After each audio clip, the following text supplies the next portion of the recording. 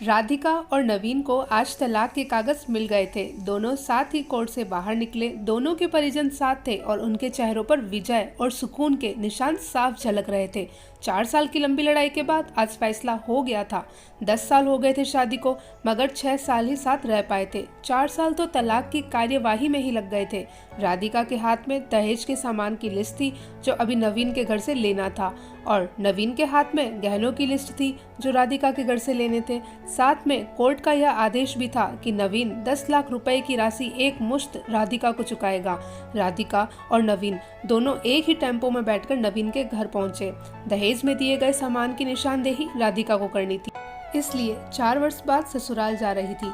आखिरी बार, बस उसके बाद कभी नहीं आना था उधर। सभी परिजन अपने अपने घर जा चुके थे। बस 3 प्राणी बचे थे, नवीन, राधिका और राधिका की माताजी। नवीन घर में अकेला ही रहता था। माँ, बाप और भाई आज भी गांव में ही रहते थे। राधिका और नवीन का इकलौता बेटा जो अभी 7 वर्ष का है, कोर्ट के फैसले के अनुसार बालिग होने तक वह राधिका के पास ही रहेगा। नवीन महीने में एक बार उससे मिल सकता है। घर में परिवेश करते ही पुरानी यादें ताज़ा हो गई। कितनी मेहनत से सजाया था इसको राधिका ने। एक एक चीज में उसकी जान बसी थी। सब कुछ उसकी आंखों के सामने बना था। एक एक ईंट से धीरे धीरे बनते धरोंदे को पूरा होते देखा था उसने। सपनों का घर था उसका। कितनी शिद्दत से नवीन ने उसके सपने को पूरा किया था। नवीन थका हारा सा सोफे पर पसर गया, बोला, ले लो जो कुछ भी तुम्हें चाहिए, मैं नहीं रोकूंगा। राधिका ने अब गौर से नवीन को देखा। 4 साल में कितना बदल गया है। बालों में सफेदी झांकने लगी है, शरीर पहले से आधा हो गया है। 4 साल में चेहरे की रौनक गायब हो गई। वह स्टोर रूम की तरफ बढ़ी जहां उसके दहेज का अधिकतर सामान पड़ा था। सामान ओल्ड फैशन का था, इसलिए कबाड़ की तरह स्टोर रूम में डाल दिया गया। मिला भी कितना था उसको दहेज। आखिर प्रेम विवाह था। घर वाले तो मजबूरी में साथ हुए थे। प्रेम विवाह था तभी तो नजर लग गई किसी की, क्योंकि प्रेमी जोड़ों को हर कोई टूटता हुआ देखना चाहता है। बस एक बार पीकर बह गया था नवीन, हाथ उठा बैठा था उस पर। बस वो गुस्से में मायके चली गई थी। फिर चला था लगाने सिखाने का दौर। इधर नवीन के भाई भाभी और उधर राधिका की माँ। नौबत कोर्ट तक जा पहुंची थी। तलाक हो गया। न राधिका लौटी और न ही नवीन लेने गया। राधिका की माँ बोली, कहाँ है तेरा सामान? इधर तो नहीं दिखता, बेच दिया होगा इस शराबी ने। चुप रहो माँ। राधिका को न जाने क्यों नवीन को उसके मुंह पर शराबी कहना अच्छा नहीं लगा। और फिर स्टोर रूम में पड़े सामान को एक एक कर लिस्ट से मिलाया गया। बाकी कमरों से भी लिस्ट का सामान उठा लिया गया। राधिका ने सिर्फ अपना सामान लिया, नवीन के सामान को छुआ भी नहीं। फिर राधिका ने नवीन को गहनों से भरा हुआ बैग पकड़ा दिया। नवीन ने बैग राधिका को वापस दे दिया। रख लो, मुझे नहीं चाहिए, काम आएंगे तेरे मुसीबत में। गहनों की कीमत 15 लाख से कम नहीं थी। क्यों? कोर्ट में तो तुम्हारा वकील कितनी दफा गहने गहने चिल्ला रहा था। कोर्ट की बात कोर्ट में खत्म हो गई राधिका। वहाँ तो मुझे भी दुनिया का सबसे बुरा जानवर और शराबी साबित कर दिया गया है। सुनकर राधिका की माँ ने नाक और भौं चढ़ाई। नहीं चाहिए, वो 10 लाख भी नहीं चाहिए। क्यों? कहकर नवीन सोफे से खड़ा हो गया। बस यूं ही राधिका ने मुंह फेर लिया। इतनी बड़ी जिंदगी पड़ी है, कैसे काटोगी? ले जाओ, काम आएंगे। इतना कहकर नवीन ने भी मुंह फेर लिया और दूसरे कमरे में चला गया। शायद आंखों में कुछ उमड़ा होगा जिसे छुपाना भी जरूरी था। राधिका की माताजी गाड़ी वाले को फोन करने में व्यस्त थी। राधिका को मौका मिल गया।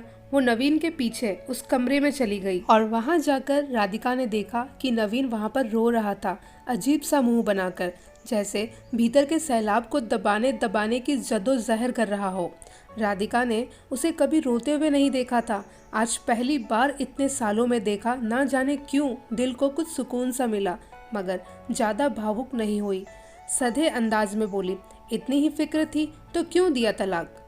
मैंने नहीं दिया तलाक, तुमने दिया। सिग्नेचर तो तुमने भी किए, माफ़ी नहीं मांग सकते थे? मौका कब दिया तुम्हारे घर वालों ने? जब भी फ़ोन किया काट दिया। घर भी आ सकते थे, हिम्मत नहीं थी। राधिका की माँ आ गई। वो उसका हाथ पकड़कर बाहर ले गई। अब क्यों मुँह लग रही है इसके? अब तो रिश्ता भी खत्म हो गया। माँ बेटी बाहर बरामदे में सोफे पर बैठकर गाड़ी का इंतज़ार करने लगी। राधिका के भीतर भी कुछ टूट रहा था, दिल बैठा जा रहा था और राधिका समझ नहीं पा रही थी। वो सुन सी पड़ती जा रही थी। जिस सोफे पर बैठी थी उसे गौर से देखने लगी। कैसे कैसे बचत करके उसने और नवीन ने वो सोफ़ा खरीदा था। पूरे शहर में घूमी तब यह पसंद आया था। फिर राधिका की नज़र सामने तुलसी के सूखे पौधे पर गई। कितनी शिद्दत से देखभाल किया करती थी। उसके साथ तुलसी भी घर छोड़ गई। घबराहट और बढ़ी तो वह फिर से उठी और भीतर चली गई।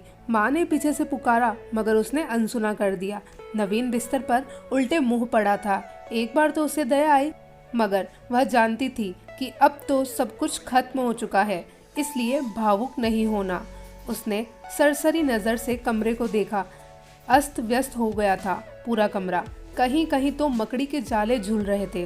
कितनी नफरत थी उसे मकड़ी के जालों से। फिर उसकी नज़र चारों ओर लगी उन फोटो पर गई जिनमें वो नवीन से लिपट कर मुस्कुरा रही थी। कितने सुनहरे दिन थे वो। इतने में माँ फिर आ गई। हाथ पकड़कर फिर से उसे बाहर ले गई। बाहर गाड़ी आ गई थी। सामान गाड़ी में डाला जा रहा था। राधिका सुन सी बैठी थी। नवीन गाड़ी की आवाज़ सुनकर बाहर आ गया।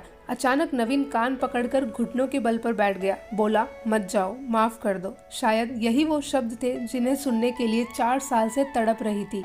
सब्र के सारे बांध एक साथ टूट गए। राधिका ने कोर्ट के फैसले का कागज़ निकाला और फाड़ दिया और माँ कुछ कहती उससे पहले ही लिपट गई नवीन से। साथ में दोनों बुरी तरह से रोने लगे थे। दूर खड़ी राधिका की माँ समझ गई कि कोर्ट का आदेश दिलों के सामने कागज से ज़्यादा कुछ नहीं। काश उसको पहले मिलने दिया होता।